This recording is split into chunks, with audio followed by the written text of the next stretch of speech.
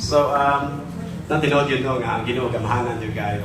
So, ato nakita nung kinabuhi ni Ana, no, sukat siyang pagkagamay. No, makita nato nga yung ginikanan, wala mga pundasyon sa pong si Ginoo. And then, nakita nato nga anak kagubot ang ilang kinabuhi. Anak kagubot ang ilang pamilya.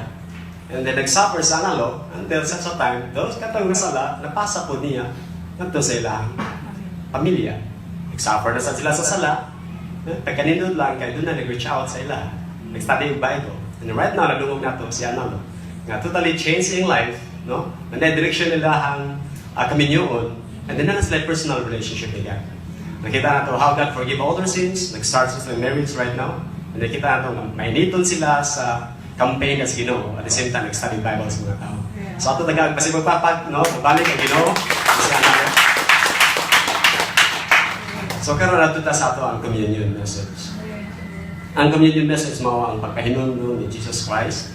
Kinahanglan ta nga maghinumdum ni Jesus Christ na maghinuklog ta sa dakong gugma nga ipakita diri kanato dinagi sa paglansang sa cross ug sa pagpakamatay sa cross nga giula iyang dugo para lang kita dunay natay mga paglaom ug pasaluan sa tanong sala. So, para masabtan na nato pagbayo, so atong abliyon atong Biblia ngadto sa John chapter 10 verse 10 to 11. John chapter 10 verse 10 to 11.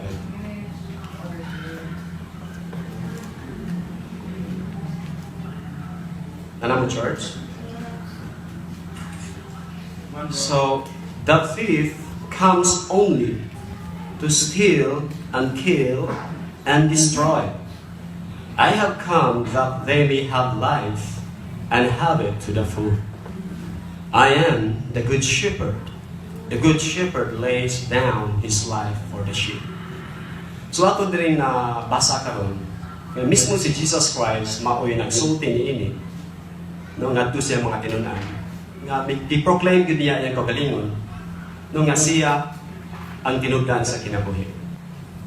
So yang state diri nga ang kawatan kuno no mutungha lamang aron sa pagpangawat, aron sa pagpatay, ug aron sa pagguba sa kinabuhi. Pero si Jesus Christ mitunga siya alang sa paghatag og kinabuhi. Ang kinabuhi nga badagayaon niya. Siya mao ang maayo nga shepherd o siya no willing nagpakamatay tungod sa iyang mga sunod-sunod. Amen? Amen. So kung ato ni siyang basa, ato ni siyang i-reflect kani adto, ang hitabo nini is that gi-address ni Jesus Christ sa mga political leaders, evil kings, o gatong mga religious leaders sa kaniadto sa panahon sa Israel o sa panahon na niya. Dito nakita nato nga how these political leaders and evil kings and also these false religious leaders nag-mislead sa tao sa Israel. And then dungod kay nawala sila sa balaod sa Ginoo, ang mga tao na wicked ilang kasing-kasing. Wala na sila misubay sa maayong balaod sa Dios. No wala po maayong itudlo sa mga leaders sa unang panahon.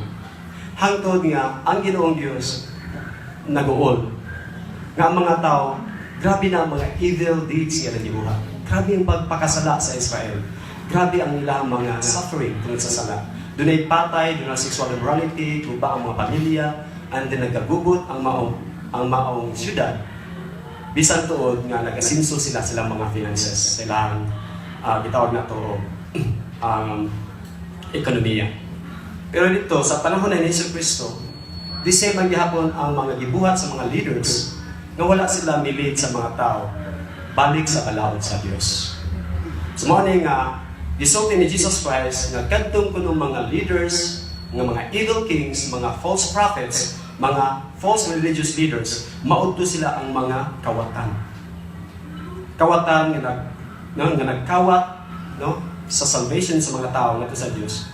Nga nagpatay sa ilahang relasyon dito sa Ginoo ug nagguba sa pagmaon sa mga tao.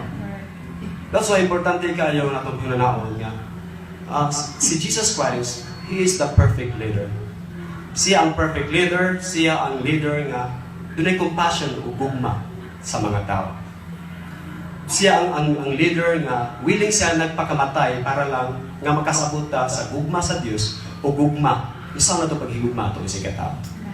That's why nindot kay paminaw ningon siya diri, no? I have come that they may have life and have it to the full. I am the good shepherd. The good shepherd lays down his life for the sheep. So ato na dungog karon nga si Jesus Christ nagpakamatay sa cross 2,000 years ago. O dito sa cross nagsuffer siya tungod sa atong mga sala o sa mga sala sa mga katawan. Giula ang iyang dugo dito sa cross, gipaagas, gihurot para lang sa pagpamatuod nga ang Ginoong Dios grabe ang gugma kanato. O grabe sa ang gugma ni Ginoong si Kristo ngadto sa Amahan o diri kanato.